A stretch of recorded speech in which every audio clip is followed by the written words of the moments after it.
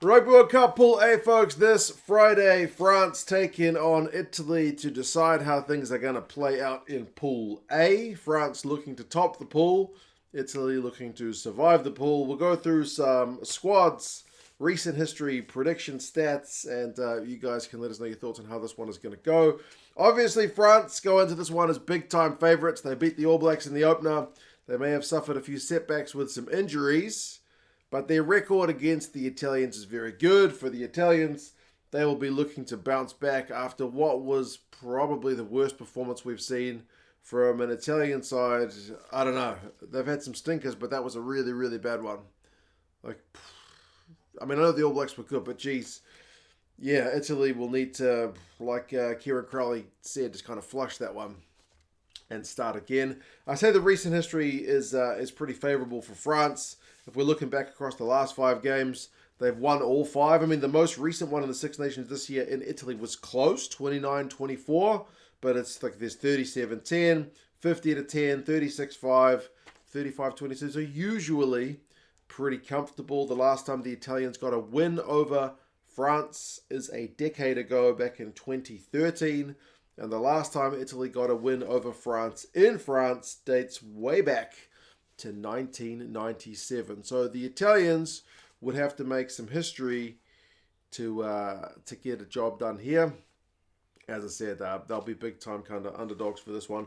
France have made a few changes, but the squad is largely pretty stable. They're certainly not taking this game lightly by any means. Baille, Mauvaka, and Atonio is the same front row that played a fortnight ago. Same with Woki and Flament in the second row, so it is absolutely the same type 5, and they were looking to be replicating what the All Blacks did at set-piece time. The All Blacks dominated the Italian set-piece. It was as good or as bad, depending on which point of view you want to look at it from, a performance as you would have seen in a very long time. As Jelonch continues on, he is at number 6 this week, though he shifts from number 8.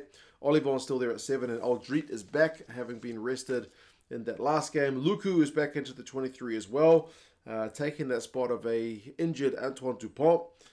So Kuyu continues to be the backup replacement 9. Lucu's kicking game and his connection from club level with Jalibert will be an interesting one to watch. Jalibert is at 10. There's no sign of Astoy for this one. Danty and Fickou continue on in the midfield. They are one of the better midfield combos in World Rugby, you would have to say. Danty with his big carrying, his ability at the breakdown, defensive shifts, dominant tackles, and then Fickou, organisational skills, and just the ability to pop up the right place at the right time. I think they complement each other really well. And then 2 very exciting wingers in Penaud and Bielle-Biarrey. Villiers seems to have dipped below Bielle-Biarrey at the moment in terms of the selections. They did ask Fabien Galtier about this. Has Villiers basically gone down in the pecking order? He kind of dismissed the question as if to say no, that each game is in itself a unique thing, but based on selections, I would say yes. And then Ramos is there at 15. Expect him to do a fair bit of carrying and to kick the ball into Italian territory and opt for sticks whenever needs be. Bourgarit, Wardi, and Aldegheri are the front row replacements. So that is same. Talfa Fanua is going to be that big, sizable unit of a replacement from the bench. Francois Cross drops to the bench, even though he's been one of the standout performers in this side. He surrenders that spot to Jelonch. And Kuyu, Moefana, and Jaminet continue on as the 3 back replacements. Statistically, key performers in this French side. Cross has made 34 tackles. He's the top tackler of the French side, and yet he is on the bench, so it's a different role. Ollivon's next with 27. Who are the guys for getting clean breaks for this French side? It's Bielle-Biarrey and it's Penaud. So they love to spin the ball wide this French side and open up that space. But Mauvaka's been getting some breaks as well. He's a danger man in the front row. Ramos and Dupont, interestingly, are their top carriers. So I would expect to see something different from Lucu because his game is just built differently from Dupont's. Less carrying, more distribution, more kicking. He's got a great box kick on him. But Ramos, I think we will see continuing to carry the ball from the back. For Italy, they've had a few bruised bodies from that big encounter with the All Blacks. There's a few guys out injured. Nicotera is injured. Fischetti is injured. Lamb is injured.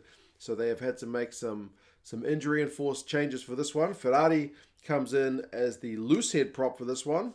from my recent watching of him, he pretty much always plays tight head, but I checked his record, and he has played international rugby at loose head before, and Kieran Crowley highlighted how important the set piece is going to be, especially the scrum, so he's back in Ferrari in that area. Fiver comes up from the bench to replace Nicotera, who is injured, like I mentioned, and Chicarelli is your tight head prop who comes into the 23, so it's an all-new front row compared to the one last week. Canone is also up from the bench because Dino Lamb's injured, as I mentioned. Rutza is still there alongside him. Negri, Lamaro, and Canone, that's Lorenzo. That's the same back row, so that's one area of stability for the Italian side. They'll certainly be looking to impose themselves on the game more than they did last week. I mean, Lamaro, he's like the top tackler for Italy with 45 or something. The next guy's like 33, but even he defensively looked pretty quiet against the All Blacks. Varney and Allen is the 9-10 combo. And then you've got Garbisi at 12. So they've gone with the dual playmakers. Last week it was Garbisi 10, Allen at 15, but they didn't kick the ball that much. It was surprising. I would have thought if you're going to have the dual playmakers, you exploit that kicking option as much as you can. But it's not like the Italians, despite conceding 90-plus points, they did get some go-forward ball. They still scored a couple of tries. Some All Blacks fans were lamenting the fact that they were able to score a couple of tries. So they still have, even when they play one of their worst games in their history, a bit of attacking threat about them. So yeah, dual playmakers, like I said. And then Brex continues on at 13. Bruno is on the right wing, so he comes into the 23. Left wing is still Monte Ioane, and then Capuozzo, who are the... I always go on about the pronunciation of that guy's name. His own coach calls him Capozzo. He shifts to 15, where he can hopefully run some of those Ramos kicks back at the French and potentially punish from broken play. The bench is Manfredi, Zani, and Riccioni. So Riccioni drops to the bench. Zani and Manfredi come in. Sisi is also in the second row replacement. Zuliani is still there. So 5-3 split with Fusco coming into the 23 as your reserve halfback. Morisi dropping to the bench. And Pani into the 23 as well. Stats-wise for the Italian individuals, I mentioned Lamaro with his tackling. Brex is one of the top guys for getting clean breaks in this Italian side. And Odogwu, but Odogwu is not in the 23 for this one. When you look at Italy's top ball carriers, they love going through the backs. It's Garbisi, it's Ioane, it's Capuozzo, it's Allen. These are your top ball carriers. Then Sebastian Negri. So, yeah, it's different from what we see from a lot of other sides where one of the loosies is often the top carriers. But there you go. Stats for the teams.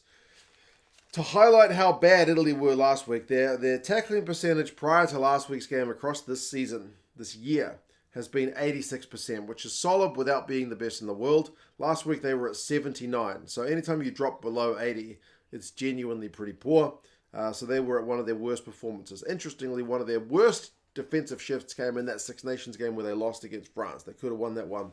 But, defensively, they'll need to be way better. They average 5 turnovers won a game. They've got some good features on the side. Last week, they managed only 1. Their line-out is usually 90%. Last week was 55%. So everything just went wrong. If they can get key areas of their game back to normal, you would think they're going to be a lot more competitive. It still may not be enough because France are an unbelievable side.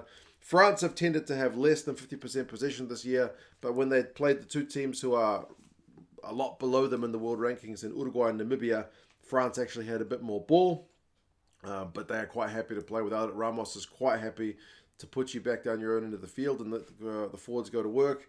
France have been winning 6 turnovers a game, and their discipline, for the most part, is pretty good. They conceded very few penalties. I think it was 4 against New Zealand and Namibia, but they conceded a lot against Uruguay. So when they get the discipline right, they tend to play well. From memory, they had really bad discipline in that Italian game at the start of the year as well in the Six Nations. But yes, it is on at Lyon. Carl Dixon is the ref for this one. It's a 9 o'clock kickoff, which is great for me because that's 8 in the morning.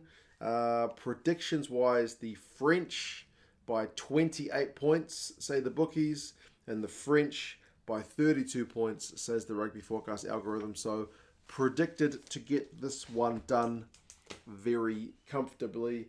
But yeah, you guys let us know your thoughts. How do you reckon this one is going to go? I'm pretty sure for permutations, it's almost a direct knockout. If France lose, especially if they don't get 2 bonus points, then I think they actually are out. Because New Zealand's points difference is really good. So France just need to win and they'll top the pool. Pretty much simple as that. But yeah, you guys let us know your thoughts, and I'll talk to you guys again soon. See you later.